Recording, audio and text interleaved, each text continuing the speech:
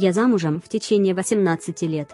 С самого начала я знала, что с мужем что-то не так в эмоциональном плане, но решила этого не замечать. Перед тем, как пожениться, мы встречались в течение короткого времени, около полугода. Я тогда попросила его не настаивать на близких отношениях до нашей свадьбы. К моему удивлению, он сразу же согласился со мной. Оглядываясь назад, я понимаю, что надеялась на полноценные отношения с мужем после свадьбы. В нашу брачную ночь я вышла из ванны в моей новой ночнушке, а он только сказал, что я выгляжу хорошо. Однако мы должны были вставать рано утром, чтобы успеть на самолет. Мы улетали на море, чтобы отпраздновать наш медовый месяц. Это был первый раз, из многих последующих, когда я должна была просить его заняться со мной любовью. Так началась наша супружеская жизнь. Тогда мне исполнилось всего 22, у меня всегда была хорошая фигура, и мне все говорили, что я очень привлекательная. Мне все еще завидуют и в 40 лет.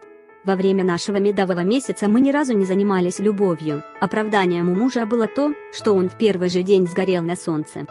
Когда мы вернулись с отдыха, он сказал мне, что ему не очень интересно заниматься любовью сразу после женитьбы, и что мне нужно дать ему несколько месяцев, чтобы привыкнуть. Этими его словами я была сильно обескуражена. Я всегда была очень чувственным человеком, и мне не хватает эмоций в нашем браке. Мы работали в разные смены и видели друг друга только несколько раз в неделю. Утром он не хотел будить меня в течение недели, потому что я выглядела очень мило, когда спала, поэтому он вместо того, чтобы разбудить меня, он просто удовлетворял сам себя, глядя на меня спящую. Это продолжалось около 5 или 6 долгих лет. В редкие моменты близости нам все же удалось зачать нашего единственного ребенка, а я мечтаю о 2. Нет, я не прибавила в весе после родов и до сих пор остаюсь довольно привлекательной, однако я постоянно чувствовала себя нежеланной моим мужем. Я не бросила его из-за детей и надеялась, что он все же будет проявлять интерес ко мне. Некоторое время я думала, что он нетрадиционной ориентации. Я даже следила за ним, чтобы убедиться, может, у него был роман с другой женщиной, но ничего подобного. Муж постоянно повторяет, что любит меня, однако близость со мной ему по-прежнему не интересна. Я ходила вместе с ним на консультацию к врачу и узнала, что у него очень низкий уровень тестостерона. По словам доктора, такой уровень он наблюдал лишь у небольшого числа мужчин, да и тех, кто старше 80. Оказывается, вот где был ответ. И виной отчужденности мужа была не я. Но он ничего не мог с этим поделать.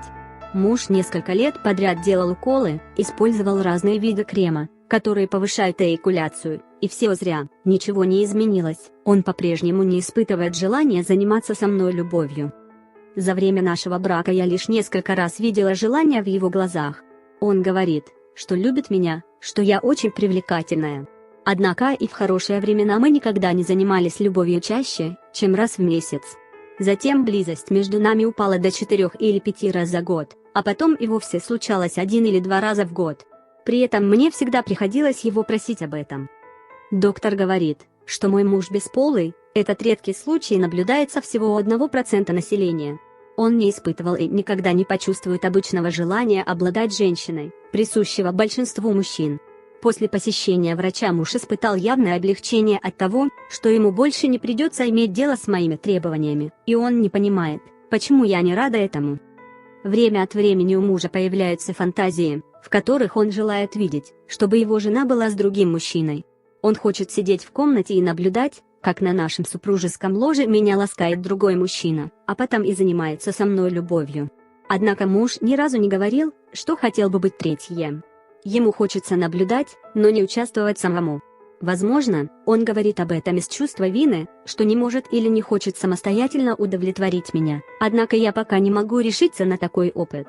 И это не из-за того, что я опасаюсь других мужчин, вовсе не в этом дело. У меня за это время было несколько коротких романов на стороне, вне брака. Просто делать это на глазах у мужа я пока морально не готова. Вся эта ситуация сильно гнетает меня.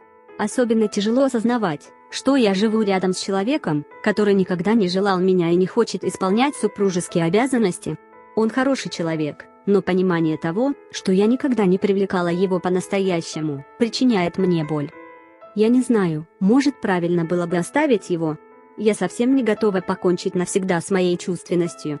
А оставаться с ним означает, что я поставил на себе крест. Ведь я точно знаю, что он не сделает ничего, чтобы самому доставить мне удовольствие, потому что он не думает об этом, и я подозреваю, что ему просто скучно. Кто-нибудь имел дело с такой ситуацией в своем браке раньше? Как я могу справиться с ударом по моей самооценке, если я и дальше останусь жить с таким мужем? Должна ли я остаться или уйти, пока я еще достаточно молода, чтобы встретить другого мужчину, завести новую семью и жить полноценной жизнью?